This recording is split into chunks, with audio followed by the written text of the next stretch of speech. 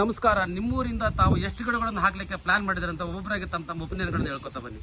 Sir, ತಾವು ಎಷ್ಟು ಗಿಡ ಹಾಕ್ಬೇಕಂತ ಮಾಡಿದ್ರ? ಸಾಕಾ ಸರ್? ತಾವು ಎಷ್ಟು ಗಿಡ ಹಾಕ್ಬೇಕಂತ ಪ್ಲಾನ್ ಮಾಡಿದ್ರೆ?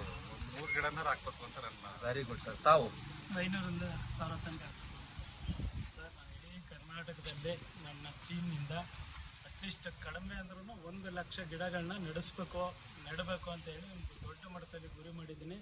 ಆ ಮಟ್ಟಕ್ಕೆ ಒಂದು ಪ್ಲಾನ್ ಅನ್ನ ರೆಡಿ ಮಾಡ್ಕೊಂಡು ನಿಮ್ಮನ್ನ ಇಂಟ್ರೊಡ್ಯೂಸ್ ಮಾಡಿರೋ ಸರ್ ಇಲ್ಲಿ. Thank you sir. Thank you sir. ಸಾಹೇಬ್ರ, ತಾವು ಎಷ್ಟು ಗಿಡ ಹಾಕ್ಬೇಕು? ವೈಯಕ್ತಿಕವಾಗಿ ಒಂದು 25,000 ಗಿಡ ನೆಡ್ಸ್ಬೇಕು ಅಂತ ತೀರ್ಮಾನ ಮಾಡಿದ್ದೀನಿ sir. Very good sir, very good. ನಾವು ನಮ್ಮ ವೈಯಕ್ತಿಕ 200 ಗಿಡ.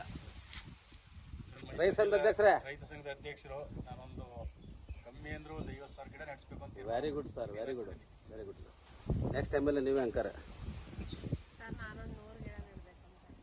ಪಾಂಡವರೇ, ತಾವು ಎಷ್ಟು ಗಿಡ ಹಾಕಂತ ಮಾಡಿದ್ರೆ? ನಾನು ಮೈಸೂರು ಜಿಲ್ಲೆ ಮತ್ತು ಕೊಡಗು ಜಿಲ್ಲೆಯಲ್ಲಿ 1 ಲಕ್ಷ ಗಿಡ ಹಾಕ್ಬೇಕು ಅಂತ ಹೇಳಿ ಒಂದು ಇದನ್ನ ಮಾಡಿದ್ದೀನಿ.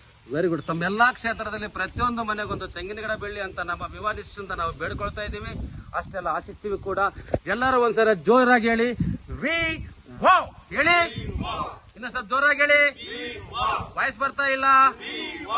V wow. Thank you.